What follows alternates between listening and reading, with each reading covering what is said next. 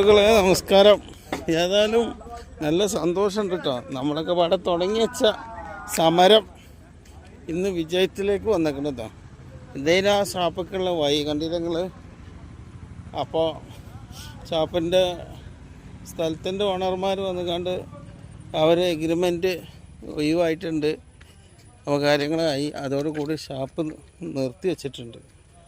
കുറേ യുവാക്കളുടെയും കാരണം വിയർപ്പിൻ്റെ ഫലമാണത്. കണ്ടില്ല, അങ്ങനെ ഇത് പൂട്ടിയിട്ടിട്ടുണ്ട്. 95 ദിവസം കഴിഞ്ഞു കള്ളുഷാപ്പിൻ്റെ സമരം. ഇതുമായി സഹകരിച്ച് എല്ലാവർക്കും നന്ദി.